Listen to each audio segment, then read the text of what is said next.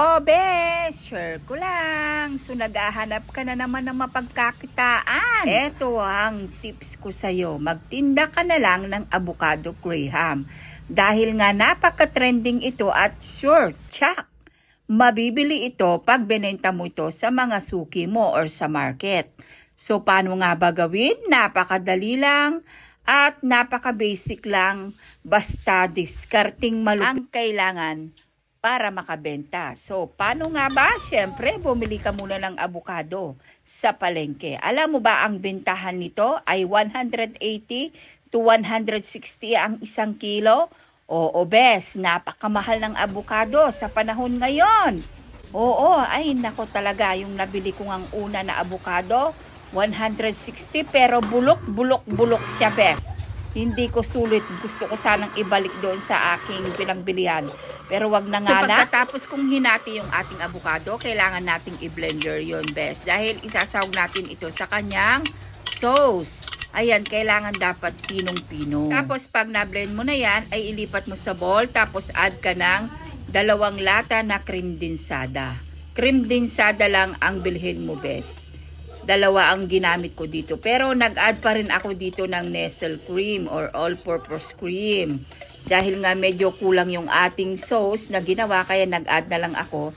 Hindi ko na lang pinakita. Pagkatapos mo silang nailagay sa bowl, ay pagkukunbainin mo sila at hahalu-haluin, imimix na parang ganyan. Para maghalo-halo yung mga ingredients sa loob. So, siya nga pala, medyo naparami yung ating ginawa na sauce. Dilipat ko sa ibang lagayan na container. Kasi nga umaapaw na po dyan sa ating bowl.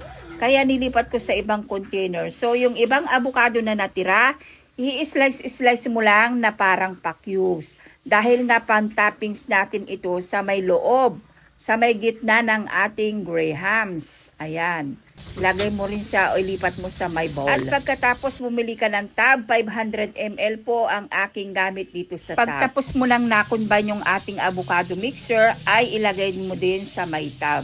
Ayan, ipapatong mo siya sa my tab na may halong Grahams.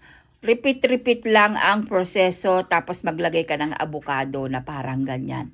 Ayan, bali 3 layer po yung nagawa ko. Tapos sa pinakaibabaw, maglagay ka ng crushed na Graham. Ayan, para masarap tignan. Tapos hindi lang crushed na Graham ang ilalagay natin sa ibabaw.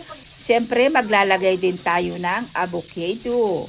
Ayan, i-slice mo rin siya ng manipis na pahaba para magandang tingnan ba at kaakit-akit sa mga mamimili. Tandaan mo, bes, kailangan dapat masarap at kaakit-akit at malinis ang iyong ibibenta.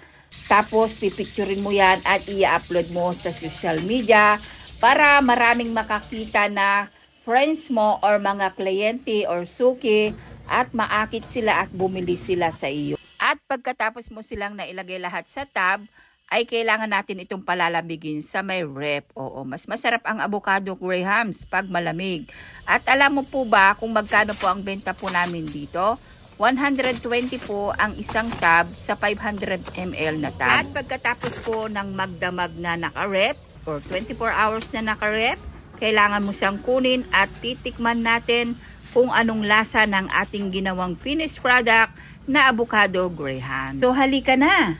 At wag mo lang patagalin. Tirahin na natin yan. Baka tirahin pa ng iba. Char! So heto na, bes. Tikiman time na. At si Miming pahingi. Sige nga, tikman mo nga kung anong lasa ng aking ginawang avocado Grahams bago natin ibenta sa mga suki natin.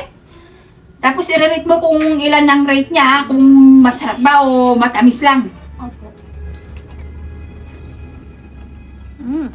Hot niya. Oh, masarap. Over 10 po. Sigurado ka? May matamis lang eh. So, ayun lang, bes. Share ko lang. Ingat. God bless. Bye!